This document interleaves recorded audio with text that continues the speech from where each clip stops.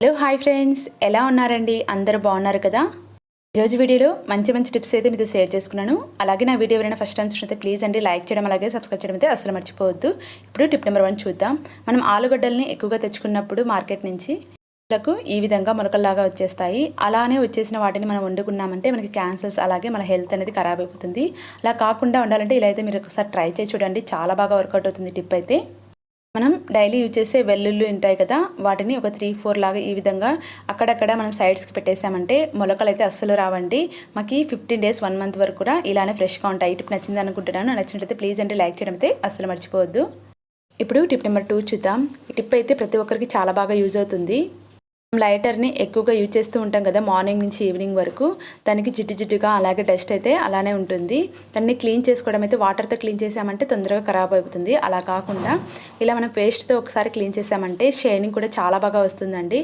కొంచెము వాటర్లో డిప్ చేసేసి కాటన్కి కొంచెము పేస్ట్ని అయితే అప్లై చేసేసి మొత్తం ఈ లైటర్కి ఈ కాటన్తో కొంచెం ప్రెస్ చేసేసి ఈ పేస్ట్ని అప్లై చేసేసేయాలి. మొత్తం అప్లై చేసిన తర్వాత ఒక తడి క్లాత్ని తీసేసుకొని మనం ఒక్కసారి క్లీన్ చేసామంటే మనకి ఈజీగా క్లీన్ అయిపోతుందండి. ఎక్కువసేపు కష్టపడిన కూడా అవసరం లేదు. వాటర్తో కాకుండా మనం పేస్ట్తో క్లీన్ చేసేసుకున్నామంటే మన లైటర్ చాలా రోజులు వస్తుంది. అలాగే షైనింగ్ కూడా చాలా బాగా వస్తుందండి. ఇలా మీరు ఒకసారి ట్రై చేసి చూడండి. చాలా బాగా వర్కౌట్ అవుతుంది. చూసారు కదా ఎంత షైనింగ్ అయితే వచ్చేసిందో. ఈ టిప్ మీకు నచ్చిందని అనుకుంటున్నాను. నచ్చినట్లయితే ప్లీజ్ అండి లైక్ చేయడం అలాగే సబ్స్క్రైబ్ చేయడం అయితే అస్సలు మర్చిపోవద్దు. ఇప్పుడు టిప్ నెంబర్ 3 చూద్దాం. ప్రతి ఒక్కరు మనం బ్రెడ్ అయితే యూజ్ చేస్తూ ఉంటాం కదా. బ్రెడ్ అయిపోయిన తర్వాత మనము కవర్ని ఇలా ఫోల్డ్ చేసేసి ఫ్రిడ్జ్లో పెట్టేసుకుంటూ ఉంటాం. లేకపోతే క్లిప్స్ అయితే పెట్టుకుంటాము. మన అందరి దగ్గర క్లిప్స్ అందుబాటులో లేనప్పుడు ఇలా అయితే మీరు ట్రై చేసి చూడండి. ఈ టిప్ చాలా బాగా యూజ్ అవుతుంది. ఎంతవరకు అయితే మనకు బ్రెడ్ అయిపోతుందో అక్కడ నుంచి మనం ఈ విధంగా మనం ఫోల్డ్ చేసేసుకోవాలి. ఇలా ఒక 5 టైమ్స్ రౌండ్గా తిప్పేసుకొని ఆ తర్వాత పైన ఇలా ఫ్లవర్ లాగా వచ్చింది కదా, దాన్ని బ్యాక్ సైడ్కి టర్న్ చేసేసుకోవాలి. ఇలా చేసేసి ఫ్రిడ్జ్లో పెట్టుకున్నామంటే మనకి చాలా రోజులు ఫ్రెష్గా ఉంటుంది. ఎలాంటి క్లిప్స్ని యూజ్ చేయకుండా హడావిడి లేకుండా ఇలా చేసి పెట్టుకున్నామంటే మనకి చాలా సింపుల్గా ఉంటుంది. చూడడానికి కూడా నీట్గా ఉంటుంది. టిప్ మీకు నచ్చింది కదా? నచ్చినట్టయితే ప్లీజ్ అండి లైక్ చేయడం అయితే అస్సలు మర్చిపోవద్దు. ఇప్పుడు టిప్ నెంబర్ 4 చూద్దాం. మనం ఎక్కువగా ఆనియన్స్ని తెచ్చుకున్నప్పుడు అలానే బాక్స్లో వేసేసామంటే ఒకదానికొకటికి గ్యాప్ లేకుండా ఫంగస్ లాగా లేకపోతే మొలకల్లాగా వచ్చేస్తాయి. అలా కాకుండా ఇలా అయితే ట్రై చేసి చూడండి.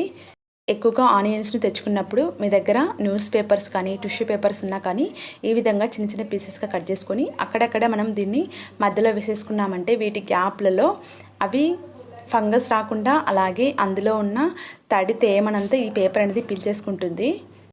అయితే లైక్ చేయడం అయితే అసలు మర్చిపోవద్దు. ఇప్పుడు టిప్ నెంబర్ 6 చూద్దాం. గ్యాస్ మీద ప్యాన్ పెట్టుకొని ప్యాన్ హీట్ ఎక్కిన తర్వాత ప్యాన్ మీద దువ్వెన పెట్టి చూడమన్నాను కదా.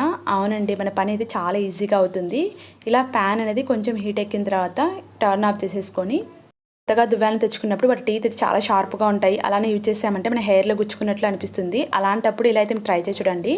ఇలా ప్యాన్ కొంచెం హీట్ ఎక్కిన తర్వాత వాటి టీత్ని ఇలా కొంచెం ప్యాన్ మీద ప్రెస్ చేసి రుద్దామంటే షార్ప్నెస్ తగ్గిపోతుంది. చూసారు కదా? ఈ టిప్ నచ్చినట్టయితే లైక్ చేయడం అయితే అస్సలు మర్చిపోవద్దండి. ఇప్పుడు టిప్ నెంబర్ 7 చూద్దాం. మనం డైలీ యూజ్ చేయడం వల్ల దీని షార్ప్నెస్ అయితే తగ్గిపోయింది అనేసి మనం దీన్ని సైడ్ పెట్టేస్తూ ఉంటాము. అలా కాకుండా ఇలా అయితే మీరు ట్రై చేసి చూడండి. షార్ప్నెస్ తగ్గినప్పుడు ప్రతిసారి సిల్వర్ పేపర్తో కానీ 1 రూపీ కాయిన్తో కానీ ఈ విధంగా ఆపోజిట్ డైరెక్షన్లో ఈ విధంగా అన్నామంటే దాని షార్ప్నెస్ అనేది తగ్గకుండా అలాగే మనం కొత్తది ఎలా అయితే కొన్నామో ఆ విధంగానే మనకు ఉంటుంది. టిప్ నచ్చింది కదా? నచ్చినట్లయితే లైక్ చేయడం అసలు మర్చిపోవద్దండి. ఇప్పుడు టిప్ నెంబర్ 8 చూద్దాం.